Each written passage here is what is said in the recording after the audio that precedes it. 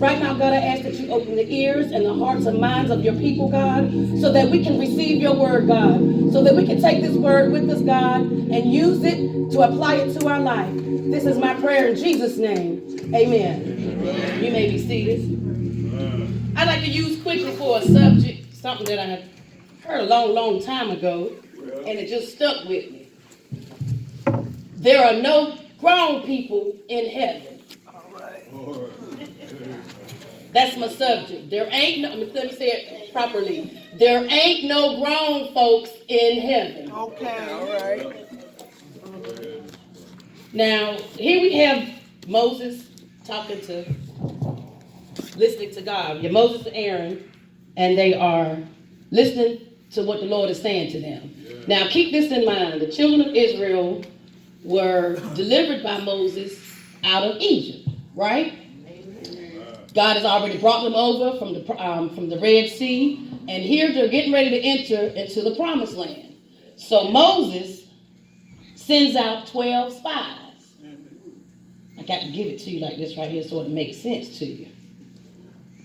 Numbers 13 verses 4 through 15 gives you the names, so you can go back and read the names, but I'm going to give them to you real quick. Of the tribe of Reuben, his name was Shamu.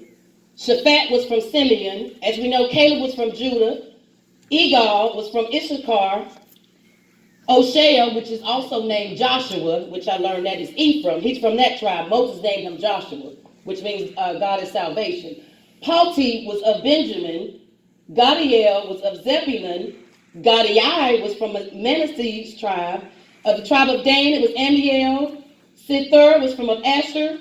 Nabi was from Naphtali, and Javel was from the tribe of Gad. So you got these 12 men representing one person from each tribe to go look at the Promised Land. Now God then told them, y'all got the land. Just go look at it. It's flowing with milk and honey. Yeah. So out of the 12 spies that Moses sent, 2 of them came back stating, we can take the land. The other 10, oh, it's giants over there, and we look like grasshoppers to them. Notice there are adults that are saying this here. This is also the same generation that saw the miracles of God, saw him come by a pillar of a cloud by day and a pillar of fire by night, but they still mumbled and complained. This was the same God that brought them out of Egypt. They still complaining. They still murmuring against him. Now God had told them, look, here's the land. Go spy it out. And what do the spies do? They come back with an evil report. Looking at everything but what God told them to do. He said, go look at the land. I didn't tell you to go worry about what was in the land. I already told you that the land belonged to you. So he said, preacher, well, how in the world is it that no grown folks are in heaven? Well, Jesus just said in Luke, unless you come like the mind of a child, you can't enter in. How do children think? You can tell a child just about anything you want to, and the child will believe you. Well, that's right. Yeah. You can influence them either which way you want to. Good or bad, you can influence a child. Yes. They're innocent. They don't know anything unless you teach them. Amen. And at this time, God had done had enough with these children of Israel. Notice I said children of Israel, not grown-ups of Israel. Nowhere in the word have I read grown-ups of Israel. I keep reading children of God, children of Israel, which means you have to keep a childlike mentality in order to worship the Most High God. All right. How else are you going to know what faith is? As an adult, you don't look at it like that. You look at what you can see with your eyes, but a child, don't see it like that. A child has faith beyond what they can see. That's how we should have it. Now faith, not later faith. Now faith is immediately, right at the moment, is the substance of things hoped for. That's what you're hoping for. God has already given them the land, so all they were hoping to do is to go into the Promised Land. That was all they had to do. Well, just walk into what God had given them already. Don't that sound like us? He's already given us the victory. All we got to do is walk in it and believe in it. But because we are adults and not children, we have this little mentality that, well, God will do this for this. I really don't believe God will do this. Well, that's why you're still in the same situation that you're in, because you ain't believing God. I bet you a child will believe it. If you tell a child right now and say, hey, tomorrow you'll get $1 million, you think that child wouldn't believe you? All right. Because you said it. Why? You're the parent. They believe you. Shouldn't we believe our Father when he come and tell us something? That's what he's saying right here. I've already given you the land. All you got to do is just come get it. But because you want to listen to everybody else, and see, these 10 folks stirred up everybody else. All it takes is just a little handful of folks to stir up everybody else. And guess what? Everybody done missed their blessing. Everybody about to get that judgment. Everybody about to get that punishment. That's right, because see, when you agree, that means you're going right along with it. All right now. That's right. When you agree, you're going along to get along. You might say a little whatnot, but if you're still going with the crowd, you still agree with it. So let's get back here to our subject matter. I want to get off 2 babies. So you have Caleb and you have Joshua. These are the 2 spies that said, Moses, don't worry about what the other spies saying. We can take this right here. God said he was with us. We can take this right here, Moses. We ain't worried about no giant. God said he is more for us than the world against us. We can take him, Moses. We ain't scared. God is with us. He already told us that we had it. All we got to do is follow just like God said do. That's all we got to do. Believe and walk. If we're walking by faith and not by sight, what are you looking at anyway? What are you looking for? If you got your eyes on him, nobody should reflect you left and right because you got your eyes straight ahead on Jesus. So as you walk, you might see mud puddles and stumbling, but if you got your eyes on Jesus, just like I'm walking down right now, that's how he'll do for you. Watch out for that pothole, baby. Walk to the side and keep on going. Amen? Amen. That's how he works with us. That's how he wants us to do. That's how he wants us to be. Follow him. Just listen to his voice. That's it. That's all we gotta do. It's not really, really hard. Because see, when we become adults, or so we think, we so grown, can't nobody tell us nothing. We done experienced some things, you know. Oh, no, I done experienced that right there. Yeah, I'm grown now. I got my own place, and can't nobody tell me nothing. And then God has to humble you. All right. Yeah. Not you humbling yourself. When he humbles you, ooh. I'm being real, I'm being honest. God had to humble me. That's not a pleasant place to be. When you have the free will to humble yourself, is what the word says. Because if he has to humble you, you might not spring back like you used to, you know what I'm saying? You might not come back like you once did. Look at Jacob. You know, Jacob had an encounter with an angel and was fighting. His leg was out of order. He had a limp for the rest of his life. But that limp helped him remind him, hey, I better be obedient and listen to God. Every time he limped on it, he remembered, I should just humble myself and just did what God told me to do. But now, because I want to fight and do it my way, now I got to walk with this limp, with this little leg hanging just a little bit. Well, that ain't the way God intended. He's not going to hold a good thing from you. But we have to do what we have to do. You can't expect God to do everything. The grumbling and the complaining, stop. Just stop. If you're already promised trouble in this world, why are you going to add to it? You already promised trouble the days of your life. That's what Ecclesiastes says. Why are you going to add to it? Do that make sense?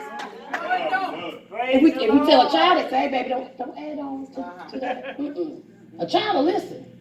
It's us grown folks. But it's the grown folk mentality that kept all these people out of the promised land. Their children, they couldn't go, their children couldn't go, and their grandchildren couldn't go.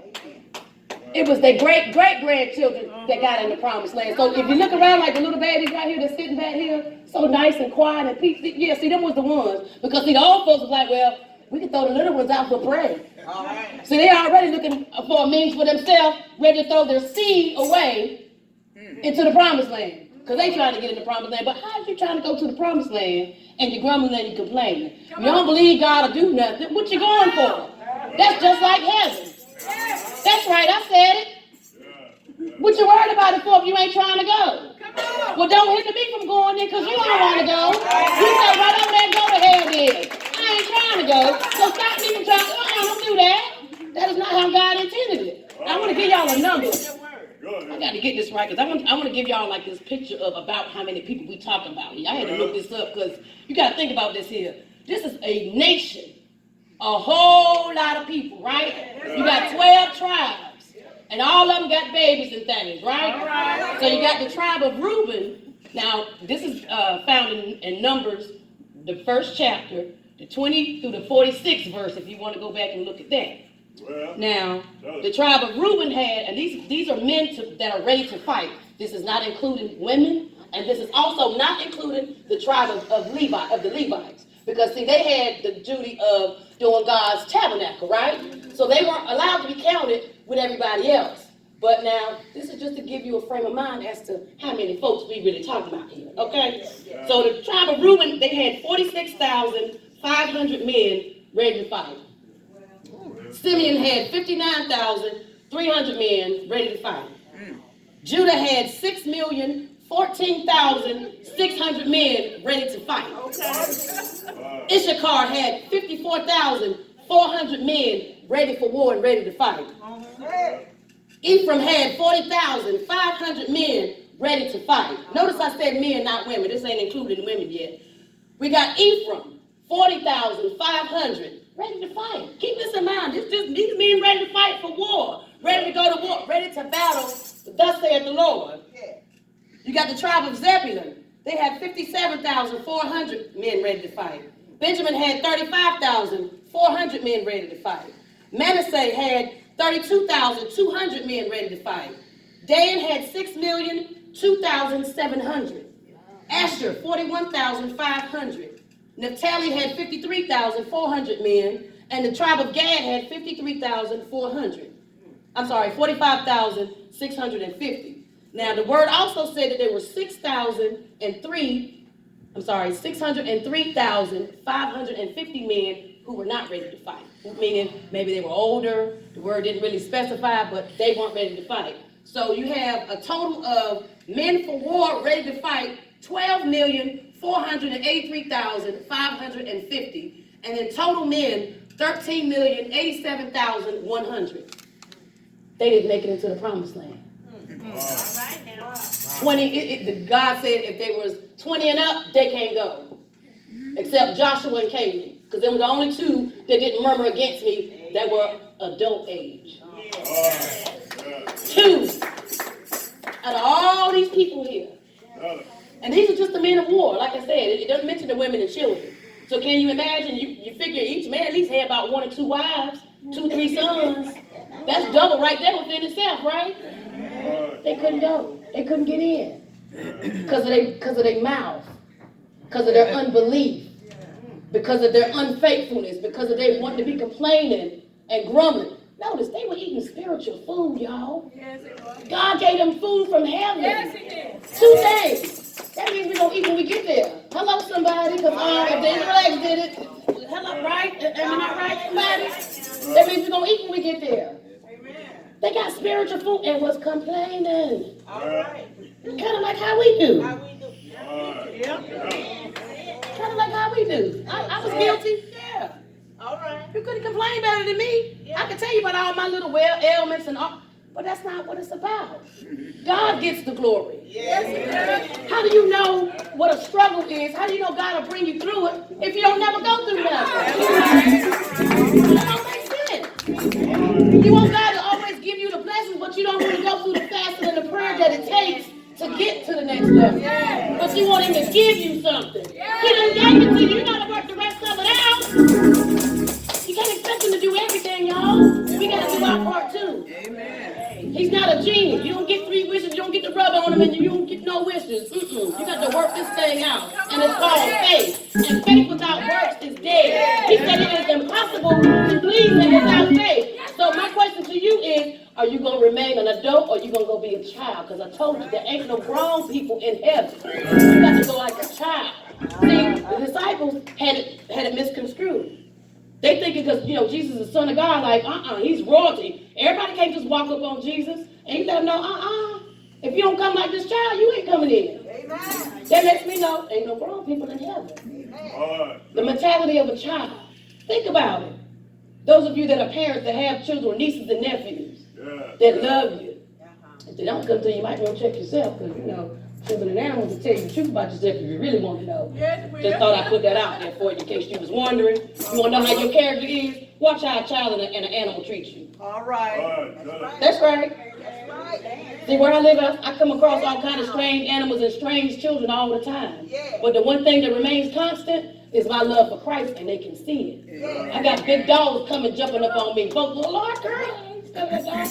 That dog know he can see the God in me because he bite me, I'm going to bite him back. I'm just saying. Eye for an eye, tooth for a tooth is in there too. Depends on how you use it. Amen. You know, I just want to encourage you all. Like, it's about Christ. And I want to give you a little bit of black history since we were talking about it. We in the month. I know you all hear all the time, African American this, African American that. Well, if your ancestors came on a ship, you are not from Africa. Let me say it again. If your ancestors, you can trace your roots back, and your ancestors was on a slave ship, you are not African. That's right. They all of the Americans already know that. One, Africa is a continent, and there's a lot of countries, so which one it is? Two, your ancestors ran to Africa, like they've been doing even in the Bible days. Your people, we are of Judah. If you haven't been told, we are of the tribe of Judah. The one, Caleb, that we just heard about, you got a young man here, Caleb named it. I think that's how he got he named it, Caleb. That's what I think about when I heard his name. right. You didn't know that. We ran to Africa. If you go back and look in the scriptures, we can start back, we can go from the New Testament back. Didn't the angel of God send Joseph and Mary to Egypt? Hello, somebody, come on. All right. Come on with me. Do we not remember that part? He said go to Egypt, right? Okay, well, why did they go to Egypt? That's because they looked like them. Yeah. But they wasn't them. See the difference? Every black person you see ain't black. They ain't Israel. All of them ain't Israel. Some of you do got some African folks out here, yeah. But it might not be you. But because our culture has been stolen from us and taken from us, we don't know who we are. But the time is here that the information is been released. Yeah. Like in the book of Daniel, see the book's been unsealed. Now see the information is out there. You just gotta go get it. That's right. And if you think I'm lying, go look it up scientific. Go Google it. I ain't got no reason to lie to you. Your DNA, every person that they did a few years back with that Ancestry.com, every black person was in the same spot. How was that? That's why you don't hear about it no more. Because everybody was getting led to the same West Africa slave coast, aka Negro land, aka Kingdom of Judah. I seen the map, 1747, before they changed it. That's why I'm telling y'all. If you want to know the truth, it's right there in the book. It's always been in the book. You just got to look in the book and know what you're looking for. Because see, the enemy is very, very conniving. And Jesus said that the deception would be so great that the very elect would be fooled if it was possible. So what does that tell you? That means something is coming or something is here. It's so close to the truth, but it's a lie. How you gonna know the difference? Well, What you gotta do in order to know the difference? You gotta get in the Word of God and study it. You gotta be that child and say, hey, Father, I don't understand this. He says in his word, if you lack wisdom, I'll give it to you. But if you wouldn't know about wisdom if you ain't read it, right? You can't depend on the pastor and the preachers to do it for you. We all have a set of people that is assigned to us to bring them to the gospel. And if you don't bring your assigned people to God, who do you think He's going to hold accountable? He gonna hold me accountable for your folks, but he gonna hold me accountable for mine. Which means we gotta do what we gotta do because we got folks looking at us.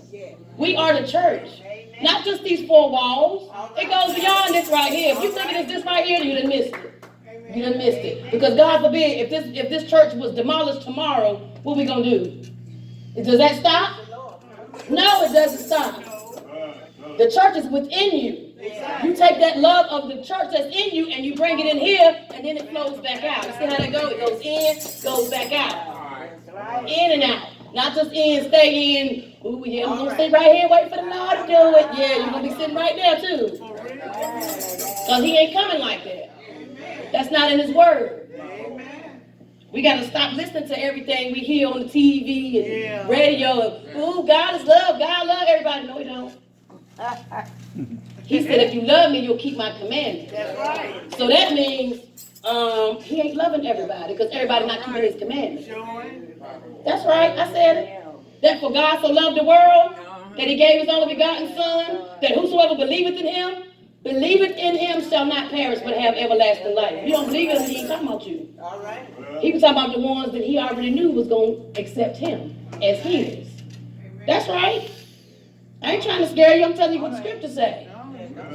But see, you got to study this thing for yourself. That's right. Otherwise, you'll miss it. You'll be right here thinking, oh, yeah, God just loved me just like I am. Yeah, no, because when you love him, there should be a change. There should be some conviction. If the word of God is a two-edged sword. It's quick and it's powerful. Meaning it cuts going in and coming out. So if you're not getting cut, you might want to check. You ain't putting it in deep enough. I get cut every time. All the time. I be like, oh, Lord. But thank you. Thank you for your word. Thank you. Because, see, I have to line my life up with the word. Not the word lining this stuff up with me. We got that misconstrued. See, we got that twisted, too. We try to take the scriptures and let it apply to how we want it to do. No. Because the scriptures was here before you got here. While you here and when you gone, the scriptures going to still be here. So how do you feel something that's way before you got to conform to you? No, you should conform to it because you're just a vapor. We're just vapor. We ain't going to be here that long. That's right. So in the time that you here, do what's right. All right. Do what's right. There's enough evil and ugly in the world. And it's going to get worse. Because he said in my coming, it's going to be like the days of Noah. So you got to understand the days of Noah. It wasn't pretty in the days of Noah. You had fallen angels sleeping with women, having giants. All right. Mixing themselves with not only us DNA, mixing it with animals and plants and everything else.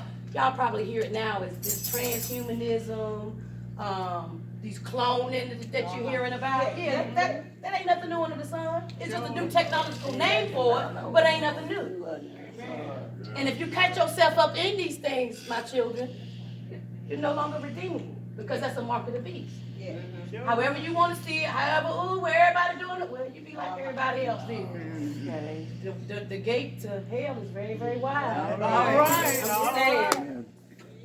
You want to go wide or you want to go narrow? Just saying. Wide or narrow, you pick. I just want to encourage you and tell you that, Jesus loves us all. Oh, yeah. He does love us because he came and died for us. But you have to believe on him like the scriptures have said. There's still a part that you have to do. Salvation is free. But it costs to be a disciple. Oh, yeah. That's right. It costs to be a disciple. Everybody's not willing to take that step. And that's okay. That's on you. But don't stop the next person. With your ugliness, with your mouth, with your non-spirit self. Go get some fruit in. It's okay if you don't want to get in, you don't want to go. But stop. Don't hinder nobody else from not wanting to go in. That's right. Because you're being held accountable for that. Yeah. We're being held accountable, even with our children. That's up to us. You can't keep looking at somebody else's child. Oh, well, it ain't my child. Yes, it is. Yes, that child is yours. It takes a village to raise a child. Y'all remember that? That ain't just go away and stop. It's still effective even now. But you have to give of yourself. Oh, yeah. That's the part nobody wants to do anymore. Give of themselves. Looking for something in return. Your reward is in heaven. You remember where you was? When you needed somebody to hug you and hold you? Because you're going through the trials of life? How dare you look at somebody else because they're going through theirs? Because you done been delivered through yours. You're supposed to grab that brother and say, hey, baby, I'm going to pray with you. I'm going to pray for you. I know what that's like. I've walked that walk. You keep your head up. You stay encouraged. God is still right there with you. Even though you can't trace him right now, he's still right there with you. Come here, baby. Let me just pray with you and pray for you. What do you need? Sometimes people just need you to just listen. You'd be surprised. Because they don't have anybody. Now you saying you got the love of Jesus Christ in your heart. Why you can't take the time to humble yourself and be there for your brother or your sister? And we should never get so high and so caught up that can't nobody come and talk to us and tell us anything. Because the higher up you are in God, the more humble you should be. Look at Joshua and Jesus. I'm just saying, them two prime examples right there. All right. Joshua got to carry the people on into the promised land. And I'll even give you a good story about Joshua, nothing other than just the Jericho. He was the one and only man that God, he made a commandment and God hearkened to his voice. God told Joshua, said, hey, I want you to kill these people before the sun goes down. And as he's fighting, they're fighting, the sun's going down. Hey God, you told me to kill these folks before the sun go down. So he said, sun, stand still. Moon, stand still. And God hearkened to his voice. Now I asked the Lord, I said, Lord, I guess we can't do that anymore as to making a commandment with the sun and the moon and the stars and things. He says, no. He says, but that don't exclude you from not getting the faith that he had. He had that much faith in God that he said, sun, stand still. That's him standing on what God said. That's what he wanted us to see. He stood on what God told him to do. He stood on the word of God. Stand on the word of God. You ain't got to worry about it rocking. It ain't gonna break. It ain't gonna crumble. It'll stand the test of time. I promise you. Oh, yeah. All you have to do is your part. Amen. Stay in your lane and do what he told you to. That is the word for today. If there's one